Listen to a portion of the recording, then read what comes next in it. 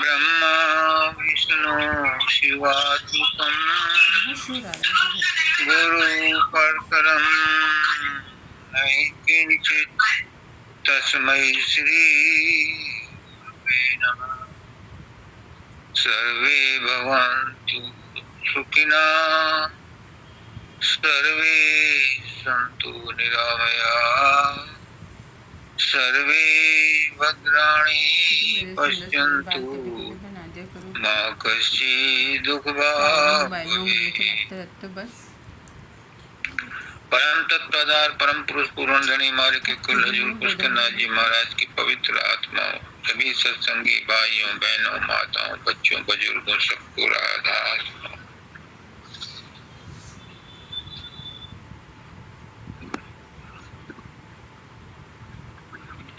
सत्संग वो कीमिया है, सत्संग वो रसायन है। जो भी सत्संग में लग गया उस पर सत्संग का प्रभाव अवश्य होता है। आज मुझे वैसे तो मैं संसार की चीजों से लगभग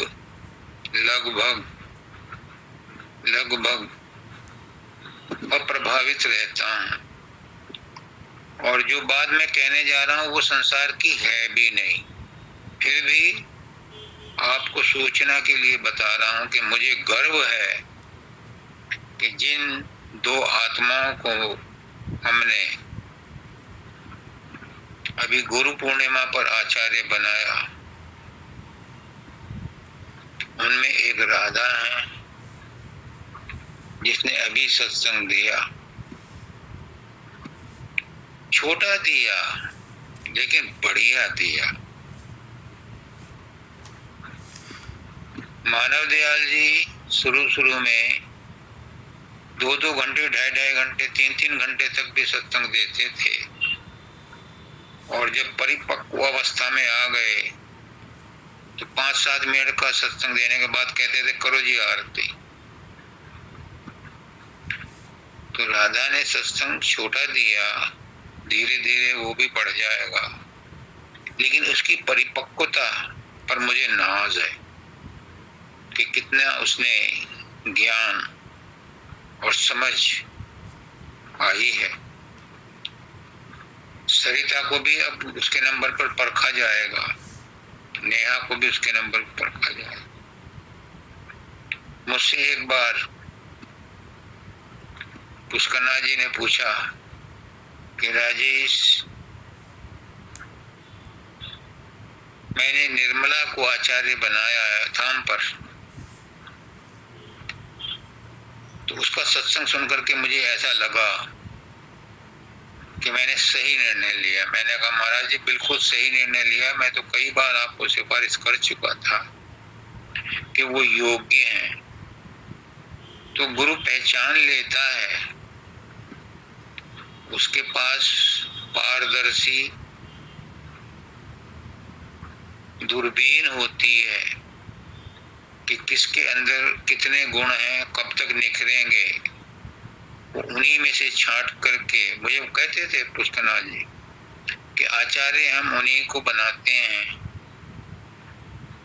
जो गुरु की बात को समझ गए और दूसरों को समझाने के काबिल हो गए, क्योंकि उन्हीं में से चुन करके फिर गुरु अपनी मसाल देने के लिए सुयोग्य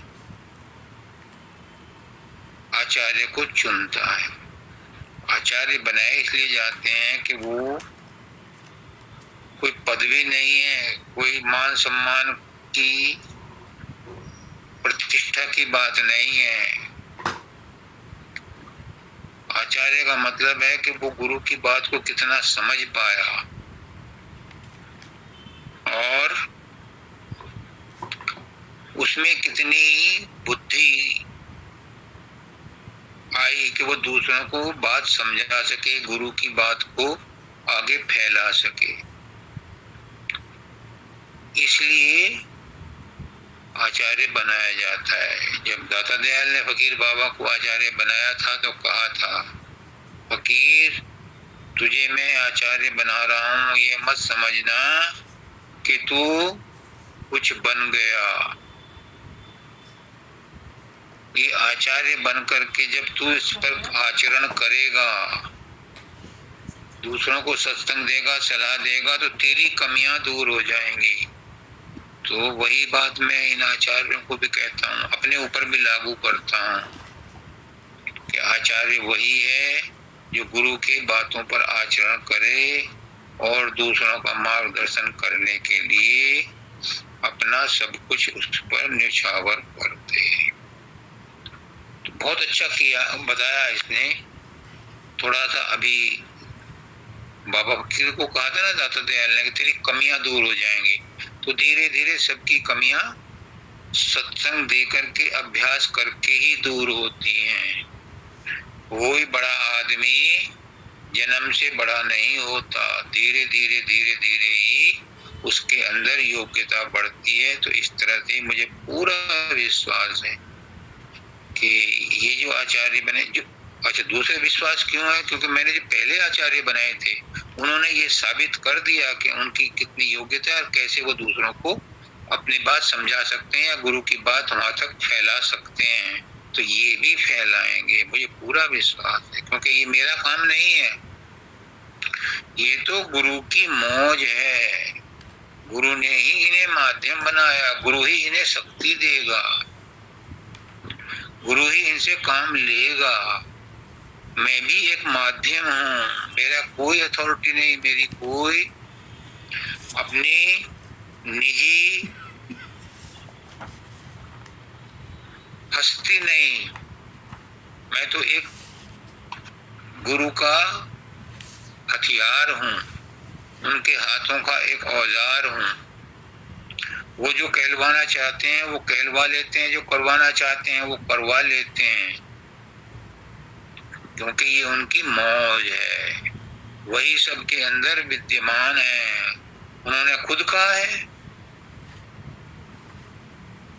कि मैं एक से अनेक हो जाऊं, तो सबके अंदर वही है, लेकिन सबके अंदर वो सामान्य रूप से हैं और अब वो विशेष रूप में हैं। तो अब विशेष रूप में वो क्या क्या खेल दिखाएंगे ये समय बताएगा। इन्होंने कहा, देखो कहते हैं हमारे गांव में कि पूत के पांव पालने में दिखाई दे जाते हैं। यानी हम किसी बात को जब शुरू करते हैं, कोई बात भी शुरू करते हैं, कोई बच्चा स्कूल में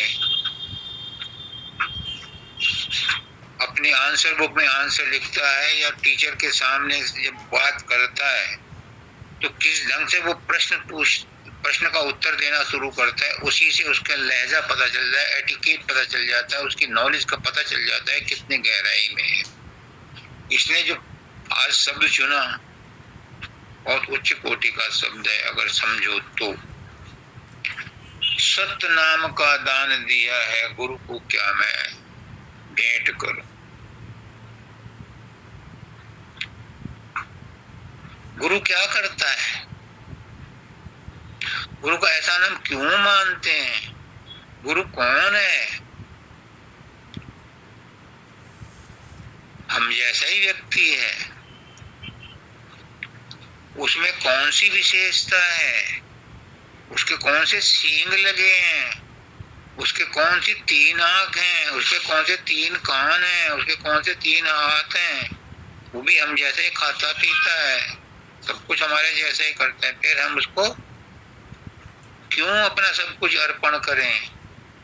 तो ये कहते हैं कि उसने हमें सत्य ज्ञान का दान दिया है, और सत्य ज्ञान का ज्ञान जो दिया है ये अमूल्य है, इसका कोई मूल्य नहीं चुकाया जा सकता। एक शीश नहीं, रावण ने 10 बार शीश काट के दिए थे, शिव शंकर भगवान कुछ सोच समझ के दिए थे। तो सतनाम का दान दिया है।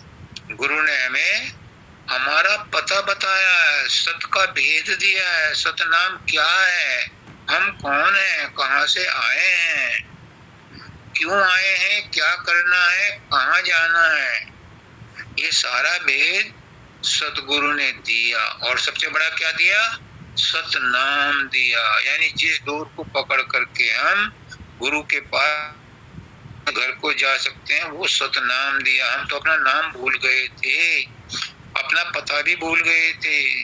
संसार के नाम और पते ही याद रखते रखते हमने 84 लाख योनियां और जाने कितने चतुर्युगी बिता दी। अब गुरु ने हमें सतनाम का दान दिया, यानी हमें वो मंत्र दिया है कि जिस मंत्र को जप करके हम अपने आप को पहचान गए हैं, सतगुरु को पहचान गए हैं, मालिक को पहचान गए हैं, अपने आप को पहचान गए। इससे बड़ी कीमती चीज और क्या हो सकती है। उसने हमें वो खजाना दिया है जो हमारे अंदर था लेकिन छिपा हुआ था। ये बात एक छोटी सी एग्जाम्पल से आपको समझ में आएगी। ये थ्योरी नहीं है, ये किताबी ज्ञान नहीं है, ये गंभीर विषय है। इसको गंभीरता से ही समझो।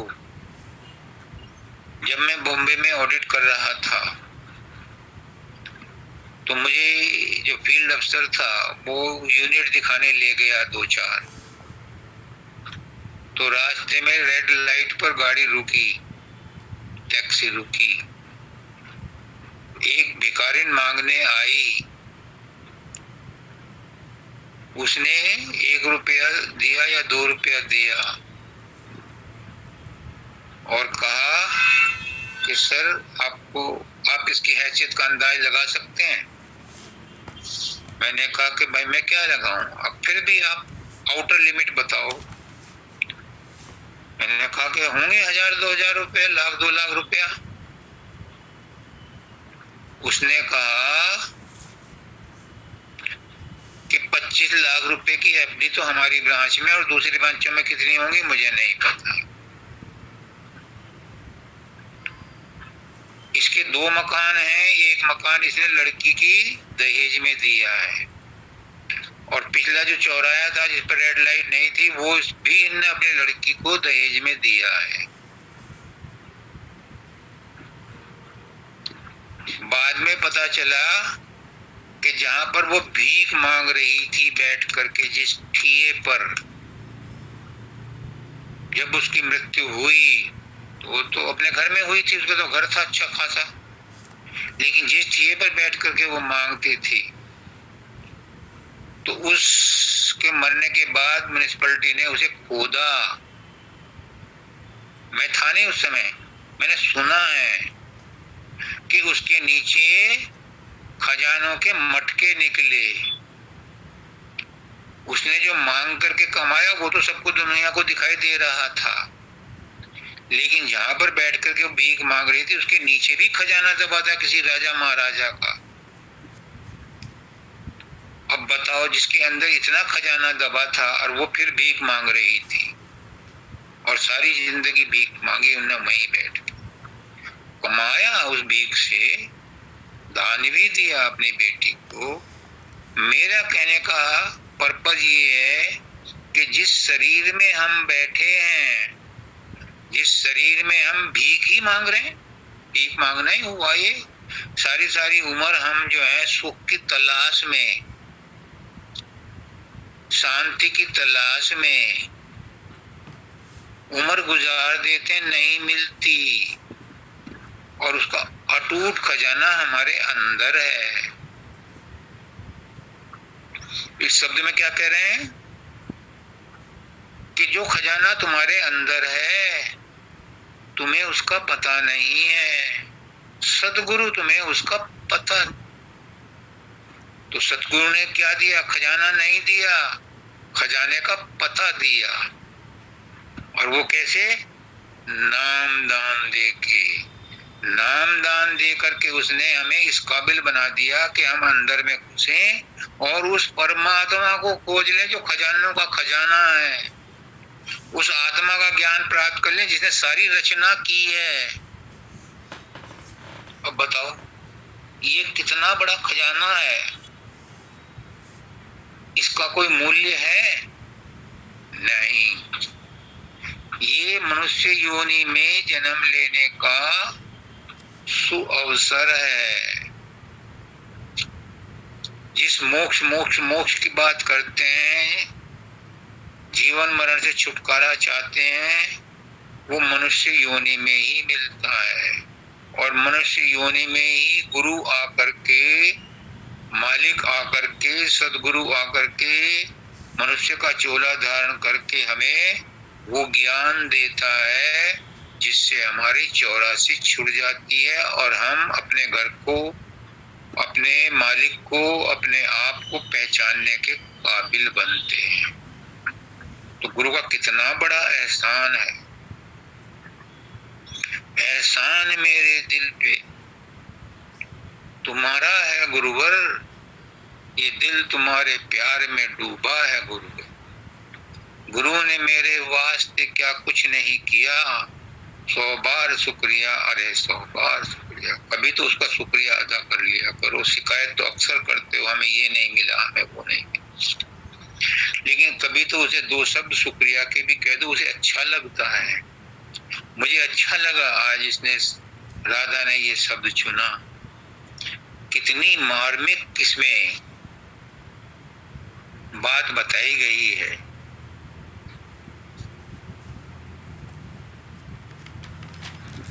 मैं तेरी हो गई, मैं हुआ तेरा तो तू भी मेरा हो गया। वो हो या ना हो उस पर हमारा बस नहीं चलता, लेकिन मैं उसका हो जाऊं, मैं तेरा हो गया। बस मुझमें इतनी ताकत थी। मुझमें अर्जुन जैसी ताकत नहीं है कि मैं भगवान को या गुरु को कहूं कि तुम अपना रूप दिखाओ। उसमें थी ताकत, वो बहुत अच्छी क्वालिटी का था, उसमें बहुत गुण थे। नर और नारायण दोनों एक ही थे, हम और गुरु भी एक ही है, लेकिन हम अपने असमर्थता को जागृत करते हैं और अपने अहंकार को दबा करके कहते हैं, अपनी दीनता को प्रकट करके कहते हैं कि मैं तेरा हो गया। मुझ में इतनी ताकत थी कि बस मैं लोट पीट करके, घिसट फिसट करके तेरा हो गया। अब तू जान तेरा काम कि तू मुझे अपना या मत अपना, पर मैं तो तेरे दर पर आ गया। तेरे दर पर आना मेरा काम था। उम्र भर मुझसे ये हुआ किया ना गया। उसके दर पर पहुंचना ही मुश्किल हो जाता है। अगर उसके दर पर पहुंच जाओ तो वहां से कोई खाली हाथ नहीं जाता। वहां पर कहते हैं कि मालिक के दरबार में कमी काहू की नाही, बंदा मौज न पावही चूक चाकरी माई। बस उसके दर पर जाना ही हमारी प्रॉब्लम हो जाती है। हम जा ही नहीं पाते, अकड़ में रह जाते हैं, कुछ सांसारिक वासनाओं में फंसे रह जाते हैं, कुछ अज्ञान में फंसे रहते हैं, कुछ को पता ही नहीं। लेकिन जिनको गुरु पता बताने आता है वो भी फंसे रह जाते हैं। जिन पर दया आदि करता कि वो ये नियामत पावे। ये नियामत उसी को मिलती है जिस पर उसकी कृपा होती है। और कृपा किस पर होती है? हनुमान वो कहते हैं विभीषण हनुमान से, अब मोहे भा भरोस हनुमंता, बिन हरु कृपा मिले नहीं संता। जब विभीषण के घर पर लंका दहन करने से पहले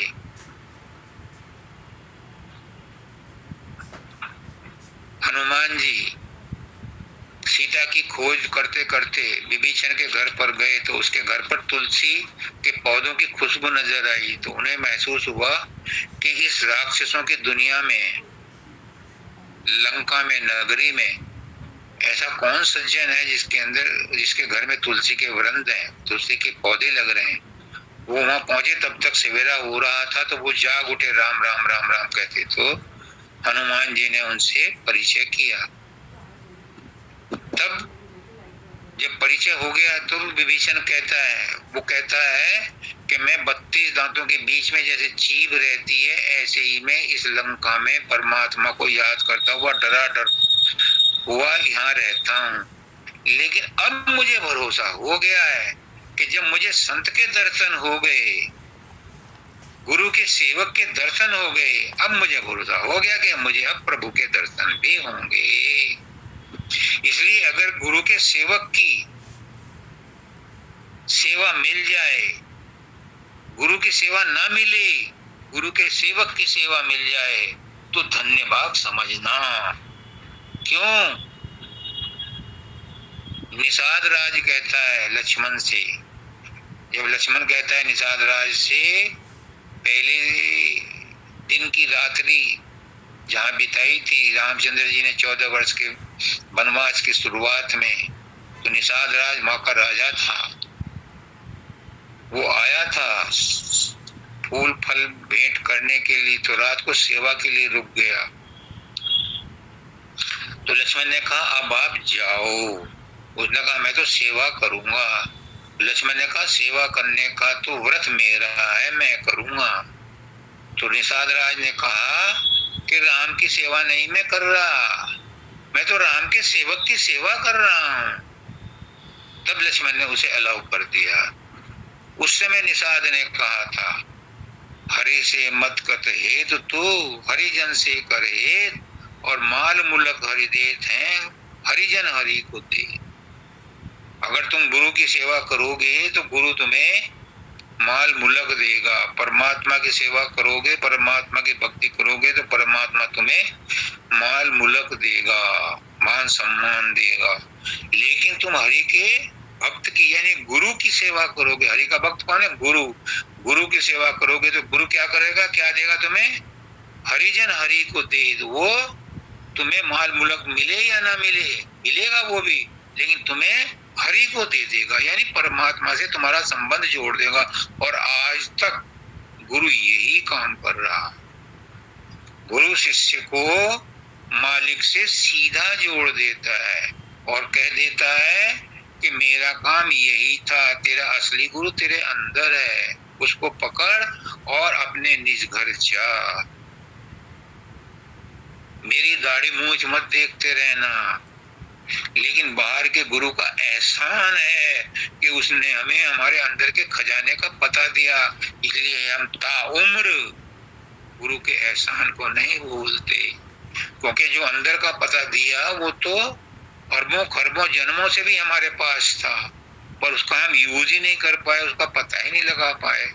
तो असली पता दिया गुरु ने, इसलिए गुरु का एहसान हमारे सिर पर है। तो मैंने भी लिखा है एहसान मेरे सिर पे, गुरुवर है एहसान मेरे सिर पर आपका है गुरुवर, ये दिल तुम्हारे प्यार में डूबा है गुरुवर। गुरु ने मेरे वास्ते क्या कुछ नहीं किया, 100 बार शुक्रिया, अरे 100 बार शुक्रिया। गुरु का शुक्रिया किया करो। हम कोई हमारी मदद करता है तो हम उसे 10 बार शुक्रिया करते हैं, और गुरु ने हमें इतना दिया, परमात्मा ने हमें इतना सब कुछ दिया, हम उसका शुक्रिया नहीं करते। पुष्कना जी बार बार कहते थे अरे उसका शुक्रिया करने के बहुत बहाने हैं। अच्छा शरीर दिया, आंखें दी, कान दिए, नाक दिए, मुंह दिया, परिवार दिया, हाथ पैर दिए, तंदुरुस्ती दी, क्या ये रीजन कम है उसका शुक्रिया अदा करने के लिए? अगर कोई चीज नहीं मिली तो उसका दोस्त तो तुम फटाफट मर देते हो कि मैंने इतना कुछ किया और मुझे ये नहीं मिला, मुझे ये गाड़ी क्यों मिली, मुझे छोटा मकान क्यों दिया। अरे जो तुम्हें मिला उस पर शुक्रिया अदा करो, उसी को पर्याप्त समझो। लेकिन नहीं। तो आज राधा ने जो आज शब्द पढ़ा उससे आपको सबको शिक्षा मिलनी चाहिए पूरा शब्द की व्याख्या तो मैं नहीं करूंगा क्योंकि काफी देर लग जाएगी, लेकिन इस शब्द में इसको दोबारा पढ़ना राधा। सत्य नाम का दान दिया है, गुरु को क्या मैं भेंट धरूं। तन मन धन सब तुच्छ है दाता, अर्पण फिर क्या वस्तु करूं। आप मेरा सबसे प्यारा, आप को चरणन में लो। आप गया गया फिर सब कुछ हुआ तुम्हारा, आप खो। राधा स्वामी लगन लगी है, जित देखूं हो रूप तेरा। मैं तेरा तू हो गया मेरा, मैं पर जा तू भूप मेरा। इसमें मुझे एक बात कहनी थी जी।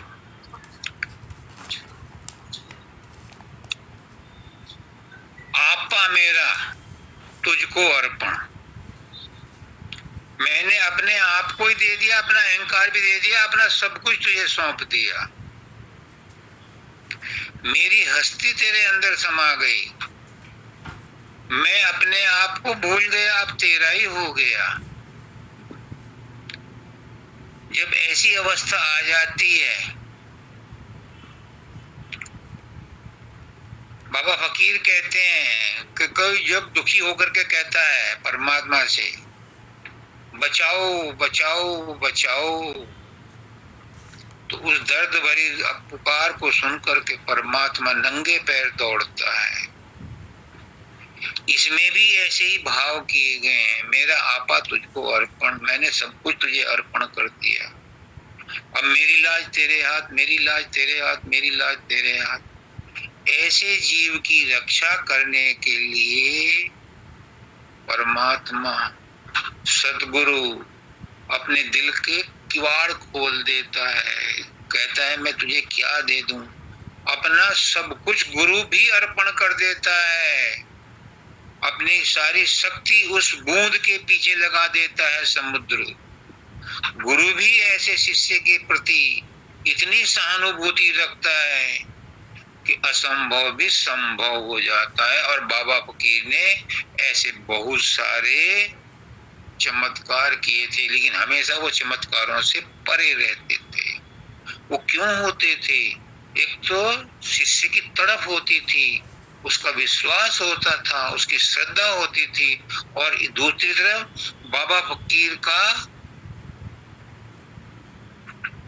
शुभकामनाएं होती थी, शुभ इच्छाएं होती थी, शुभ संकल्प होते थे। जब गुरु अपने अंदर में ये समझ लेता है, ये कर लेता है, निश्चय कर लेता है कि इसका कल्याण हो, तो उसका कल्याण हो जाता है, बशर्ते वो उसके ऊपर विश्वास करे। तो ये विशेष बात मुझे इस शब्द में कहनी थी, इसलिए मैंने दोबारा पढ़वाया। माता जी ने जो आज शब्द पढ़ा बहुत उच्च कोटि का, सत्संग भी उन्होंने उच्च कोटि का दिया। वो तो मैच्योर्ड है, वो तो सतलोक की वासी हैं, यहाँ आकर के सत्संग देती हैं आप लोगों को चेताने के लिए। आप लोग उनकी किसी भी बात को पकड़ लो, जो उनकी किसी भी बात को पकड़ लेगा वो सतलोक में ही पहुंचेगा, क्योंकि वो सतलोक में निवास करती हैं। उन्हें संसार की कोई आसक्ति नहीं है, वो निरासक्त हैं, निर्विकार हैं, निर्विचार हैं, निरालंब हैं, निराधार हैं, और सबका आधार है। वो सतगुरु का रूप है, सतगुरु हैं। वो कहती हैं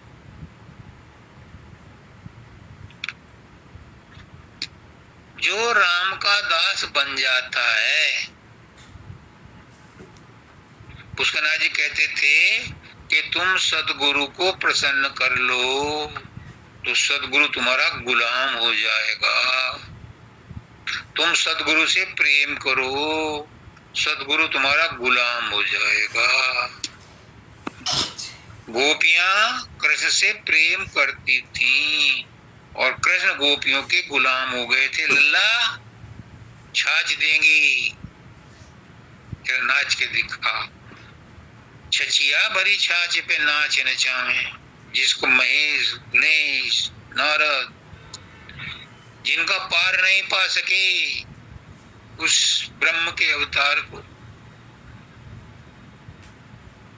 गोकुल की गोपियां छचिया भरी छाछ में, उनके छाछ की कमी थी, उनके तो गोदन बहुत था, लेकिन उसको नचाती थी। क्यों? प्रेम के वशीभूत होकर के नाचते थे। तो तुम गुरु से प्रेम करो, फिर तुम जहां कहोगे गुरु वहां बैठेगा। गुरु यहाँ आ जाओ, वहां ही आ जाएगा। जो तुम कहोगे गुरु करेगा। लेकिन प्रेम तो करो। प्रेम औषधि है, प्रेम आकर्षण शक्ति है, प्रेम जीवन है, प्रेम परमात्मा है, प्रेम आत्मा है, प्रेम ही संसार की का आधार है, प्रेम ही विद्युत शक्ति है। विद्युत शक्ति के कण, न्यूट्रॉन प्रोटॉन, इलेक्ट्रॉन प्रोटॉन, ये भी आपस में प्रेम करते हैं। प्रकृति की कोई भी शक्ति ऐसी नहीं जो आपस में प्रेम ना करती हो। सब एक दूसरे से प्रेम करते हैं, सब मनुष्य से प्रेम करते हैं, जीव जंतुओं से प्रेम करते हैं, और फ्री फंड में, मुफ्त में हमें हवा, पानी, अग्नि, पृथ्वी, आकाश का सहारा देख करके हमारे जीवन में महत्वपूर्ण योगदान करते हैं। इनके बिना हम जी नहीं सकते, और ये इसका कभी बिल नहीं भेजते पेमेंट के लिए। तो क्या है ये प्रेम है। तो हमें भी बदले में प्रेम ही देना चाहिए, लेकिन हम बदले में क्या देते हैं? नफरत, घृणा, राग, द्वेष, इच्छा, कामना, तृष्णा। इसी से हम अपना नाम और पता भूल गए, अपनी आइडेंटिटी भूल गए, अपना स्वभाव भूल गए। हम समझते हैं कि गुस्सा करना ही हमारा स्वभाव है, नफरत करना ही हमारा स्वभाव है, होर्डिंग करना, संग्रह करना हमारा स्वभाव है, लेकिन ये हमारे स्वभाव नहीं है। कोई 24 घंटे गुस्से में नहीं रह सकता, 24 घंटे काम, क्रोध, लोभ, मोह में नहीं रह सकता। पुष्करनाथ जी कहते थे कि जो चोर डकैत हैं ये निर्दयी हैं, ये दुष्ट हैं, लेकिन जब अपने घर में आते हैं तो इनके अंदर भी प्रेम उमड़ता है।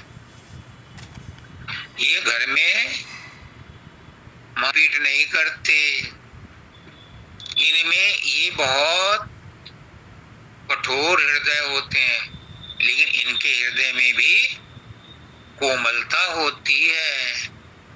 बहुत से डाकू ऐसे थे जो गरीबों में धन बांटते थे, और क्या कहते थे पुष्करनाथ जी कि जब ये अपने मनोरंजन के लिए ताश खेलते हैं वहां ईमानदारी बरतते हैं। अगर कोई साथी बेईमानी करता है ताश खेलने में तो उसे दंड देते हैं, और जबकि अपने आप बदमाशी करके सारी उम्र गुजार देते हैं, लेकिन अपने खेल में जब वो निश्चल होकर के खेलते हैं उस समय बेईमानी बर्दाश्त नहीं करते, वैसे बेईमानी करते फिरते हैं। कहने का मतलब ये है सारांश में कि हमारे अंदर जो भी गुण हैं वो छिपे हुए हैं, पर हैं, हम उनसे खाली नहीं हैं। अगर खाली होते तो हमें उनकी याद भी नहीं आती। हम क्यों कहते हैं मुझे शांति चाहिए, थोड़ी देर चुप हो जाओ, निकल जाओ कमरे से, ये शांति, क्योंकि हम शांति के भंडार से आए हैं और हमने ऐसे कर्म किए कि हमारी शांति भंग हो गई है। तो उसको ही बताने का तरीका सिस्टमेटिक वे में सिखाने के लिए सतगुरु आता है। तो राम का दास जो बन जाता है, राम उसका गुलाम हो जाता है। एक और है वो भरोसा, विश्वास अगर हम रखते हैं तभी हमारा काम बनता है। दाता दयाल का एक शब्द है, भरोसा तेरा है तेरी आस मन में, लगा रहता हूँ तेरे सुमरन भजन में, यही है जतन और यही काम मेरा, जपा करता हूँ रात दिन नाम तेरा। कौन कह रहा है ये प्रार्थना कौन कर रहा है, ये वचन कौन बोल रहा है? दादा दयाल कहते हैं कि ये वही है जिसे तुम शत्रु समझते हो। मतलब ये मन बोल रहा है और मन को तुम शत्रु समझते हो। शत्रु नहीं है। आचार्य वंदिता कहती है मन दो हैं, एक संसार का है वो हमें खटपट में रखता है, और एक मन ऊपर का है जो परमात्मा से मिलने के लिए प्रयास करता है। और वही मन कह रहा है कि भरोसा तेरा है तेरी आस मन में, तेरा भरोसा है, नीचे वाले मन को भी मैं एक दिन तेरे पास लेकर के आऊंगा।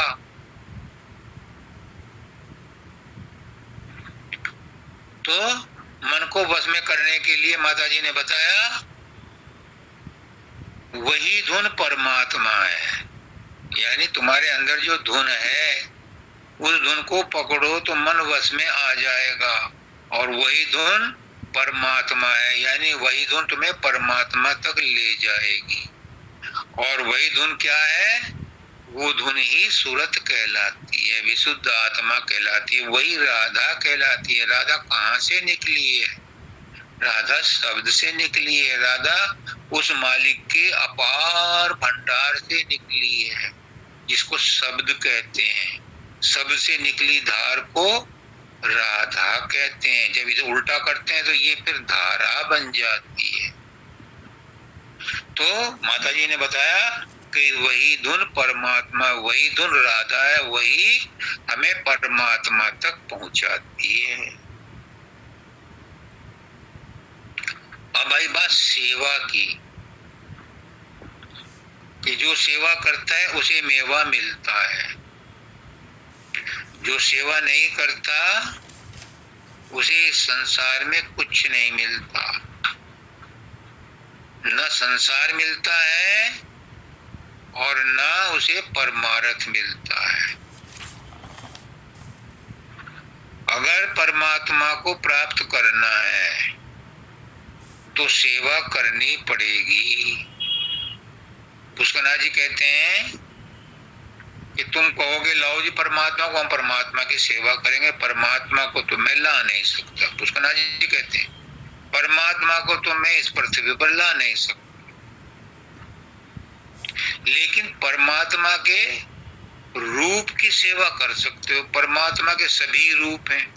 अब सभी रूपों की तुम सेवा नहीं कर सकते तो जो तुम्हारे इर्द गिर्द हैं, तुम्हारे घर में, परिवार में, बच्चे हैं, माँ है, बाप है, पत्नी है, बीमार है कोई, उनकी सेवा करो तो वो परमात्मा को लग जाएगी।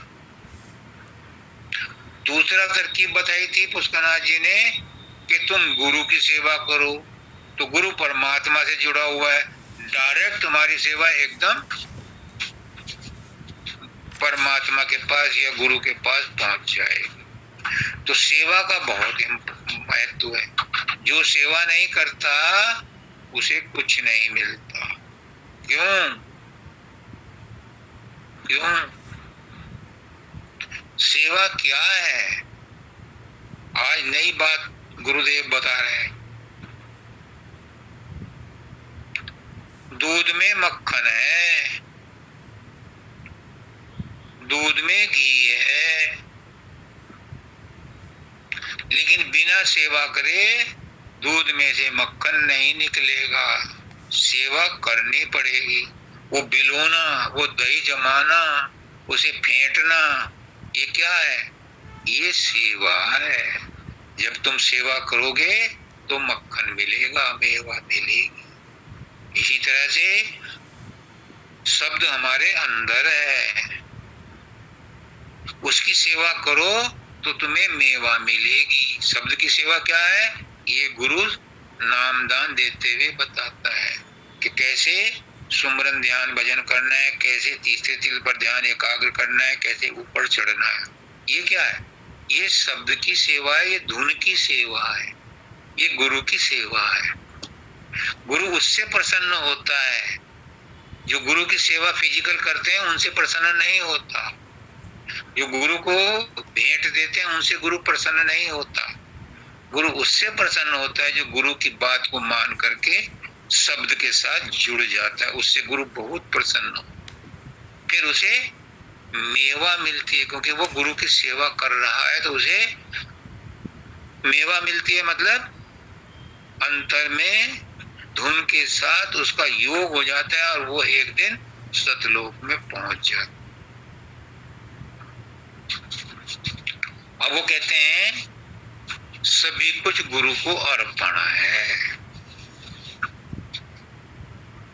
अपना मेरा कुछ नहीं, जो कुछ है सब तोर और तेरा तुझको सौंपते क्या लागे है। सब कुछ अपना समर्पण कर दिया,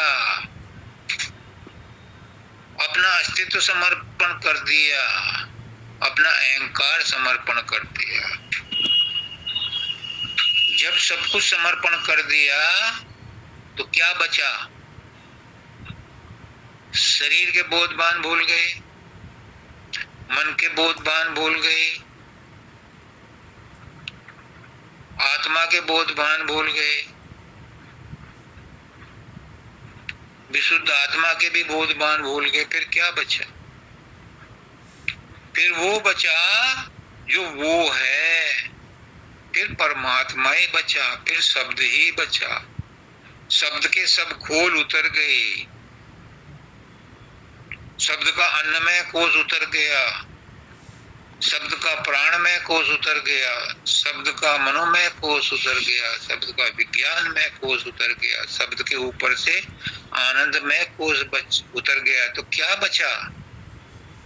फिर वही अनमैनिफेस्टेड फॉर्म शब्द की बची। और उसमें फकीर बाबा कहते हैं कि जब मैं वहां पहुंचता हूं तो उसमें गुम हो जाता हूं।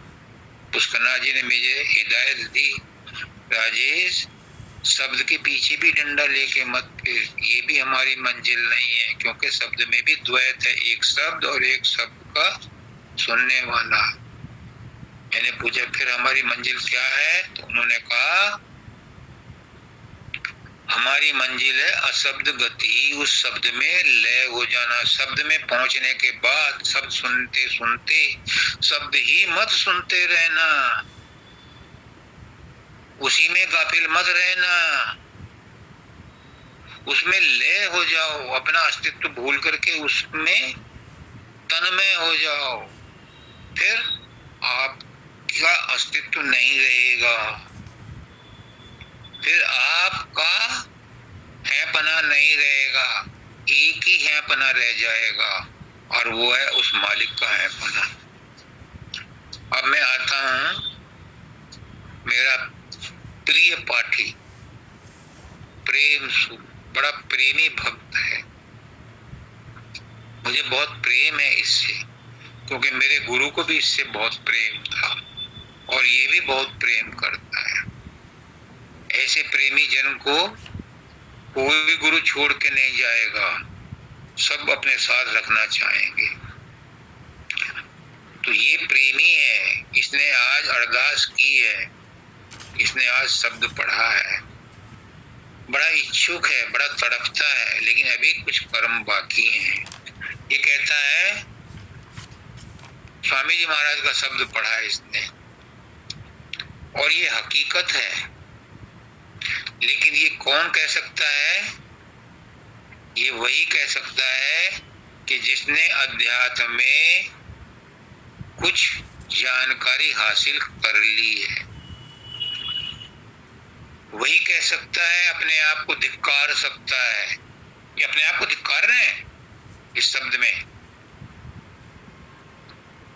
स्वामी जी महाराज हमारा पक्ष लेकर के, सत्संगी बन करके ये शब्द लिखा है, और इसमें वो ये मैसेज दे रहे हैं कि जब हम अपने प्रयासों में नाकामयाब होते हैं तो हम झुरते हैं, हम सिकुड़ते हैं, हम अपने आप पर ग्लानि महसूस करते हैं, हम अपने आप को गालियां देते हैं।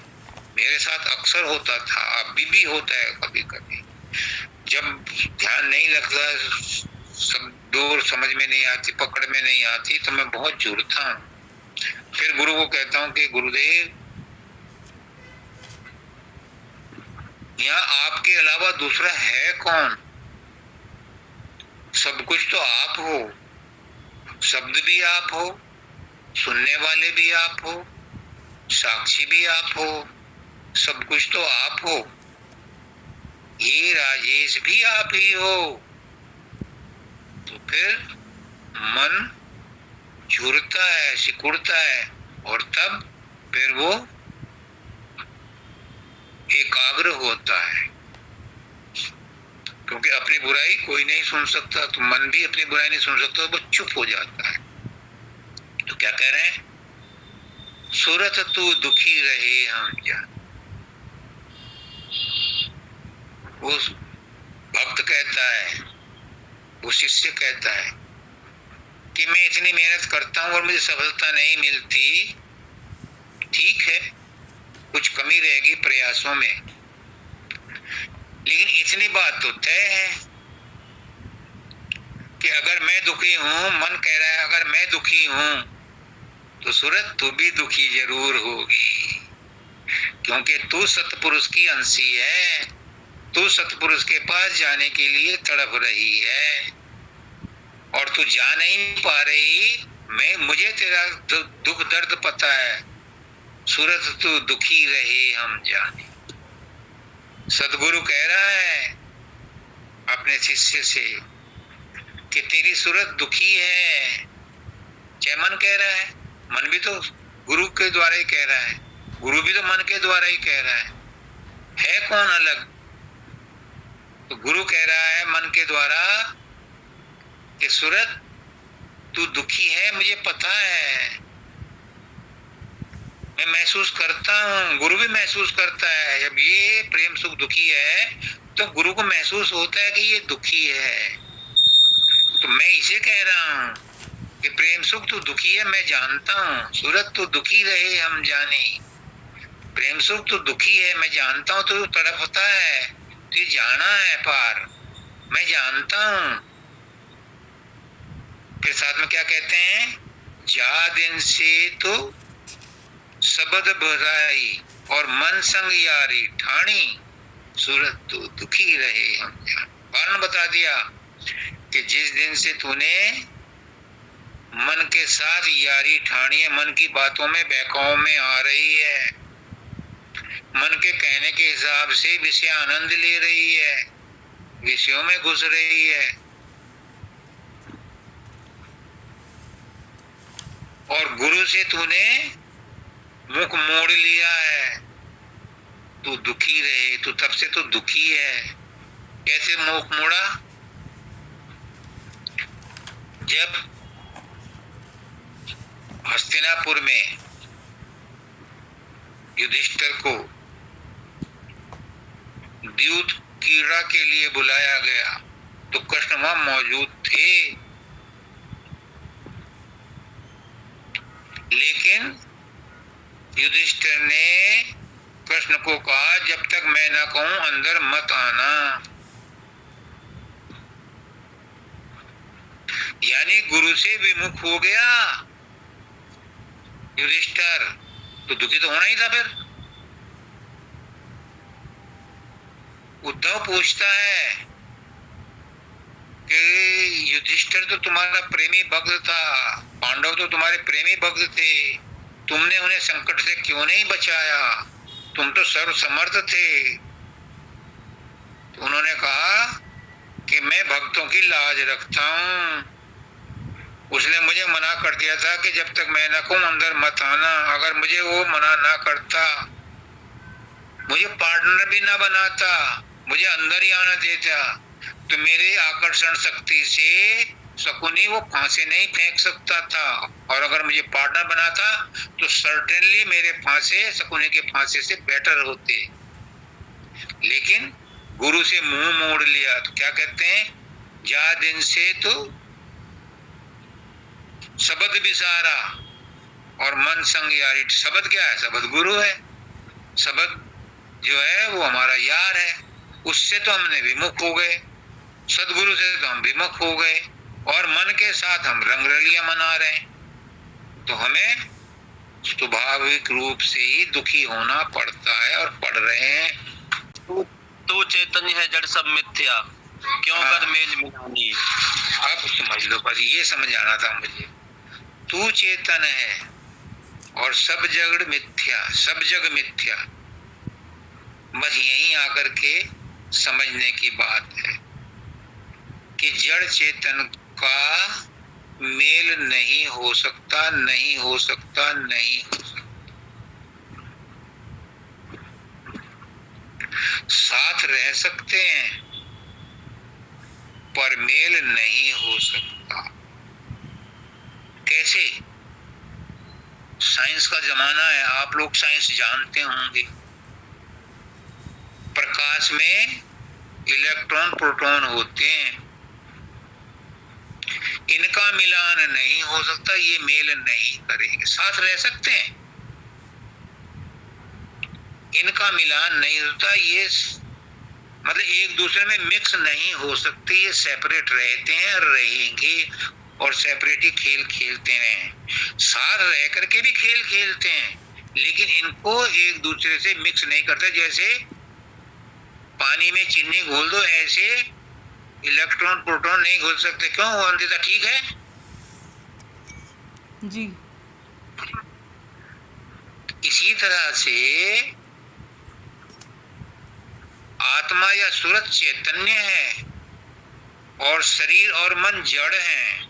इनके साथ आत्मा रहती तो है, मजबूरी तो है, रहती तो है, लेकिन इनके साथ मेल परमानेंट नहीं हो सकता। इनके गुण वो नहीं ग्रहण कर सकती और उनके गुण ये ग्रहण नहीं कर सकते। ये फैक्ट है, ये आप समझ करके चलो कि जड़ और चेतन का मेल नहीं हो सकता। गांठ पड़ गई, जड़ चेतन की गांठ पड़ गई, दोनों साथ साथ रहते हैं, तो इन्होंने आपस में गठजोड़ा कर लिया, पर ये एक दूसरे में मिक्स नहीं हो सकते, कभी नहीं हो सकते। क्यों? क्योंकि जितना जड़ जगत है, जितना भी जड़ जगत है, ये सब पिंड और ब्रह्मांड की देन है, यहाँ की प्रोडक्ट है। और सूरत यहाँ की प्रोडक्ट नहीं है, वो सत्य देश की प्रोडक्ट है, वो इनके साथ मेल कर ही नहीं सकती। हाँ, टेम्परेरी उनमें संबंध हो जाता है, और जब संबंध हो जाता है तो यहाँ कष्ट, क्लेश और दुख सहती है। इसको दूर करने के लिए सतगुरु को कृपा दृष्टि मेहर हुई, उन्हें दया आई और वो सतगुरु का रूप धर करके संसार में आए और जीवों को चिताया कि तुम चैतन्य हो, चैतन्य की अंश हो, तुम्हारा चैतन्य का चैतन्य से ही मेल हो सकता है। जड़ के साथ कितना ही कोशिश कर लो, मेल नहीं हो सकता। इसलिए तुम अपने आप को पहचानो, तुम चैतन्य हो। मैं तुम्हें तुम्हारे मूल चैतन्य का, सोर्स का पता बताता हूं, मैं तुम्हें उसकी जुक्ति बताता हूं, युक्ति बताता हूं, उस युक्ति को अपना करके तुम अपने चैतन्य के साथ मेल करो तो तुम उसके साथ मिल जाओगे, तुम्हें परमानेंट शांति मिल जाएगी, परमानेंट अपने घर पहुंच जाओगे तो तुम्हें आनंद मिलेगा, महा आनंद मिलेगा, परमानंद मिलेगा, जीवन मरण से छुटकारा मिलेगा और समय के परिवर्तन से भी छुटकारा मिलेगा। तो जड़ चेतन जो है इसकी गांठ पड़ गई, इसे खोलने के लिए ही सतगुरु आता है और रीजन बताता है कि तुम चैतन्य हो, तुम जड़ के साथ और भी 84 लाख योनियों में रहोगे तो भी तुम्हारा मेल मिलाप हो नहीं सकता। ये तुम्हारे नहीं है, तुम इनके नहीं हो, ये तुम्हारे साथ न जाते हैं न आते हैं, ये तो मिडिल में रहते हैं थोड़े दिन के लिए, तो इनके साथ हमारा संबंध नहीं है, जाति संबंध कुछ नहीं है। फिर क्या कहते हैं अंत में, कहते हैं उलट चलो आसमानी। सदगुरु कहता है कि नीचे अंड पिंड और ब्रह्मांड में तुम्हें शांति नहीं मिल सकती, तुम चौथे लोक के वासी हो, तुम उलट करके वहीं चलो। तुम जैसे उतरे थे ऊपर से नीचे, अब मछली की तरह उलट करके ऊपर चढ़ो, अपने देश को जाओ। और उलट कर चलने का जो डोर है, मैंने देखा है बरसात में गाँव में, अब तो बरसात कम होती है, पहले झड़ी लगती थी और बारिश इतनी ताबड़तोड़ होती थी कि मोटी मोटी बूंदें कंटिन्यूअस एक धारा से बन जाती थी। जैसे धारा पहाड़ों पर आप देखते हो कि झरने आते हैं, तो वो कंटिन्यूअस फ्लो होता है, मतलब इंटरमिटेंट बरसात नहीं होती थी, गाढ़ी बरसात होती थी। तो उसमें क्या होता था कि समुद्र की, नदियों की, तालाबों की, झरनों की मछलियां उन धारों को पकड़ करके बादलों में पहुंच जाती थी और बादल उन्हें कहीं का कहीं बरसात में बरसा देते थे। तो वो मैंने देखा हमारे घर के पास में, पीछे के साइड में जो लोग थे, वो छबड़ा होता है,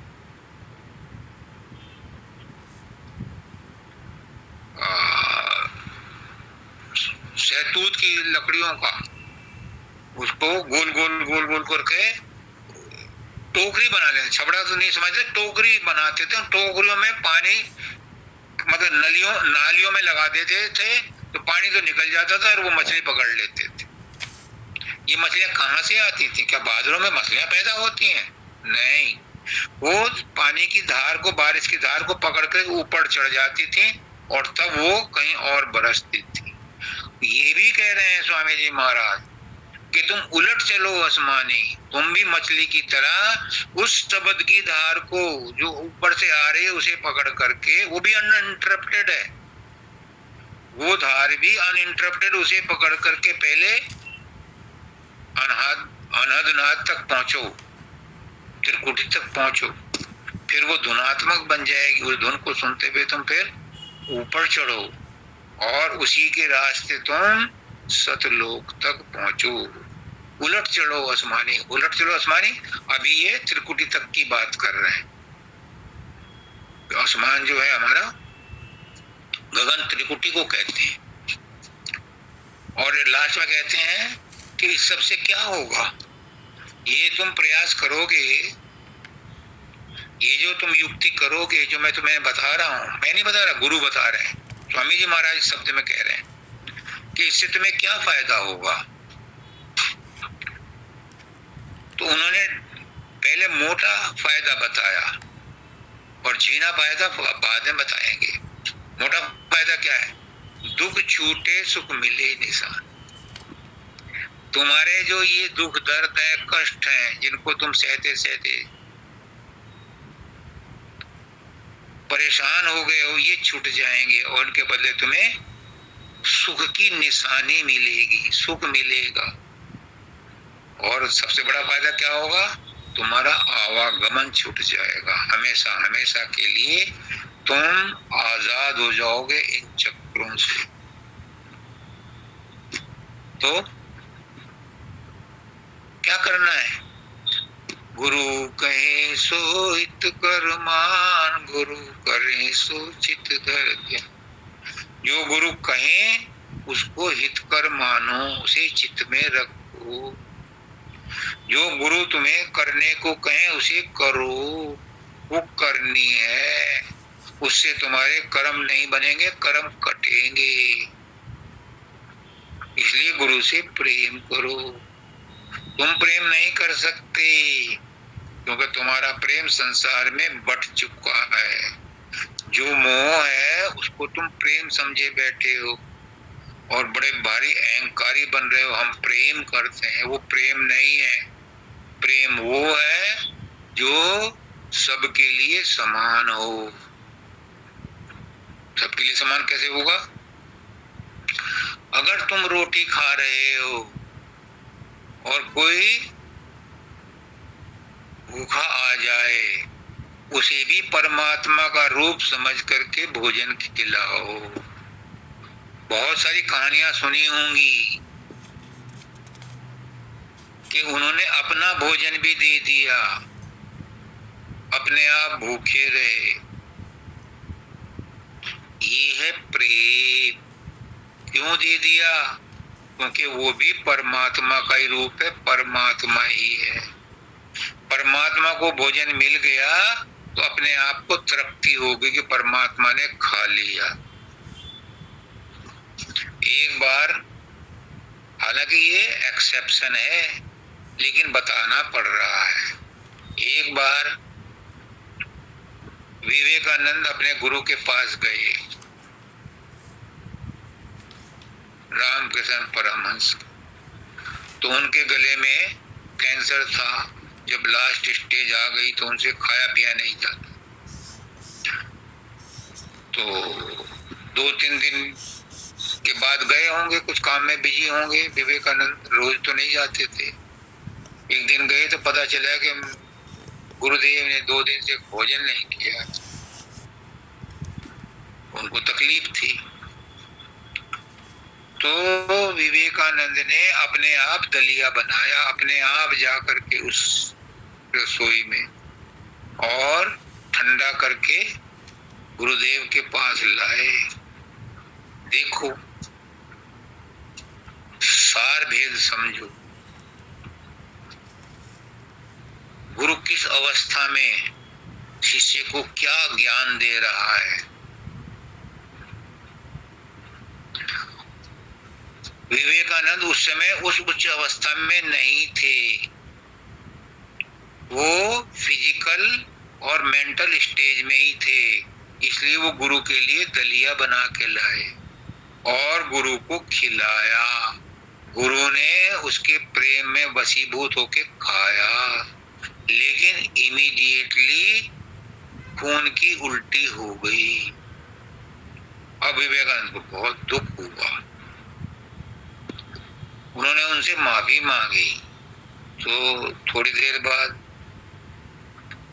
रामकृष्ण परमहंस कहते हैं, विवेकानंद, नरेंद्र, क्या मैंने तुझे यही ज्ञान दिया था अब तक कि तू मेरी शारीरिक सेवा करके ही संतुष्टि ले ले? अगर तू इसे खा लेता और मेरे लिए शुभ संकल्प कर लेता, उसका भी फल मुझे मिल जाता। सीधा सीधा इसका संबंध ये है कि अगर तुम किसी गरीब को, किसी दुखी को खिलाओगे तो परमात्मा को पहुंच जाएगा। और यहाँ रामकृष्ण परमहंस यही साबित करना चाह रहे हैं कि मैं परम तत्व हूँ। अगर तू खा लेता और मेरे लिए शुभ संकल्प कर लेता तो वो मुझे मिल जाता। वरना अगर ये बात सही ना होती तो संत महात्मा क्यों कहते गरीबों की सेवा करो? गरीबों की सेवा करने के लिए इसीलिए कहते हैं कि अगर तुम दूसरे को खिलाओगे तो तुम भूखे नहीं रह सकते। परमात्मा कहता है कि मेरे किसी भी अगर असहाय की कोई सहायता करता है तो मैं उसका ऋणी हूँ। परमात्मा उसका ऋणी हो जाता है जो उसके भक्तों की सेवा करता है। तो नरेंद्र को यही संदेश दिया कि अगर तू खुद खा लेता और मेरे लिए संकल्प करता तो वो तेरा खाया हुआ मुझे मिल जाता।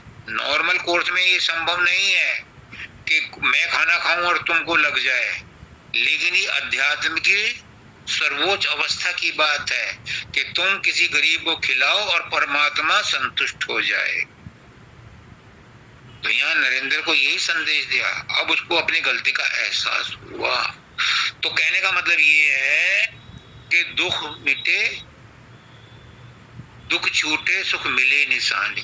तभी सुख मिलेगा, तभी दुख छूटेगा जब हम दूसरों के प्रति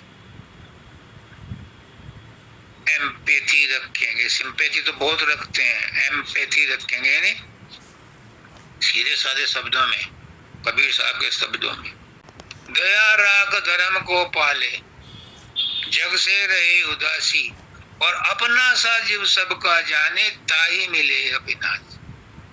दूसरों को अपने जैसा समझो, दूसरों के प्रति इतनी दया रखो जितना तुम अपने प्रति रखते हो, अपनों के प्रति रखते हो। दया रखो।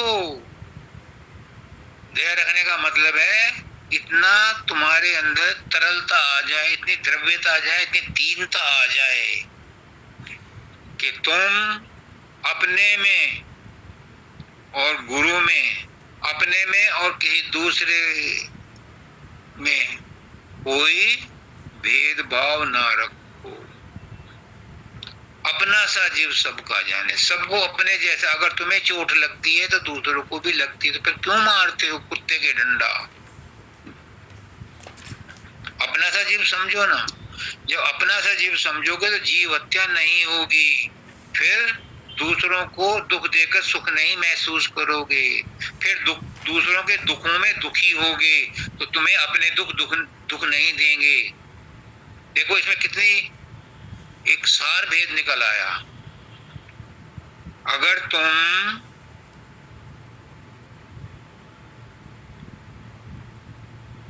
दूसरों के दुख में उनकी मदद करोगे, दूसरों के दुखों से दुखी होगे, तो तुम्हें अपने दुखों से दुखी होने की जरूरत नहीं पड़ेगी, फुर्सत नहीं मिलेगी।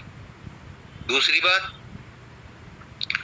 अगर तुम दूसरों को सुख दे करके,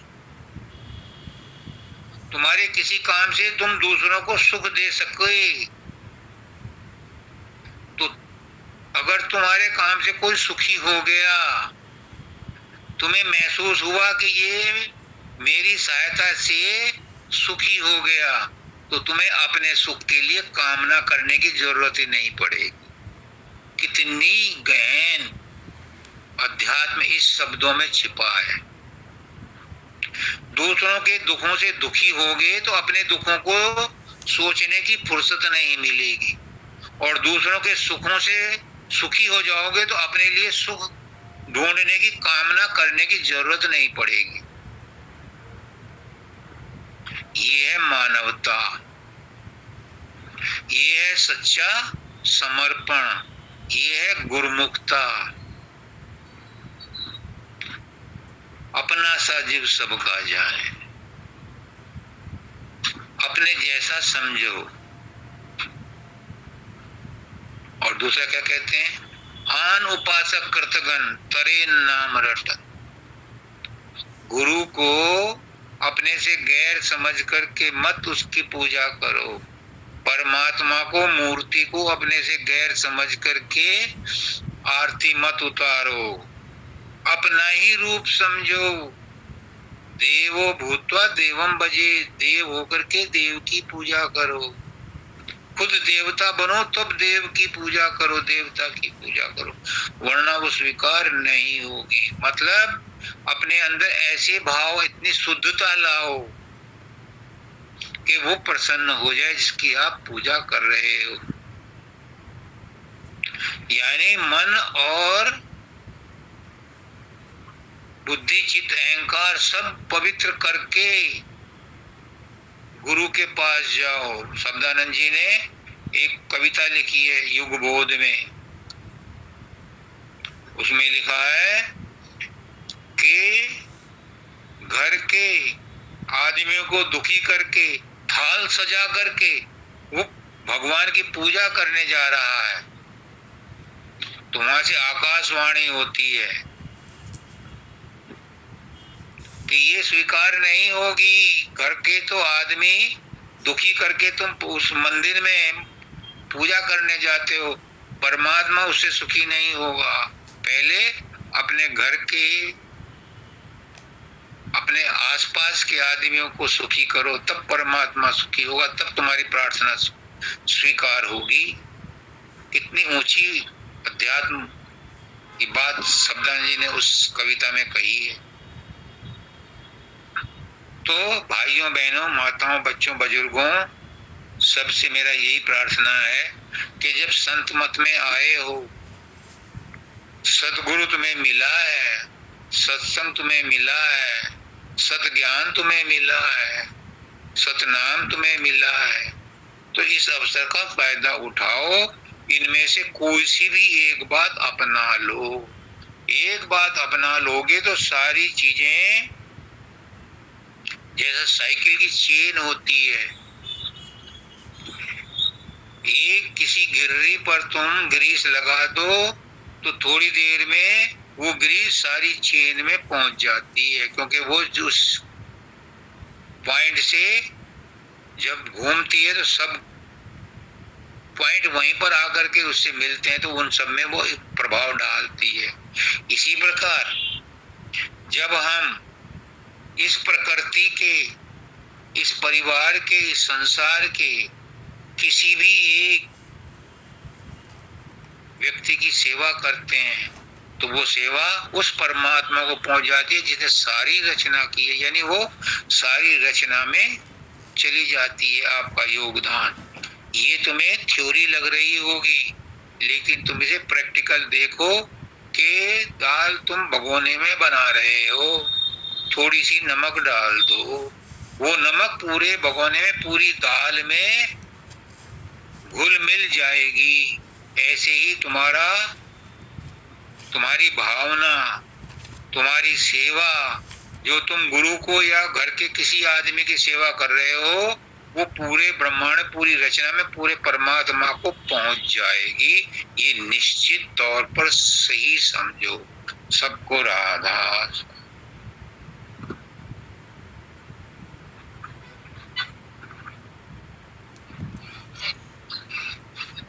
चरणे शरण की बंद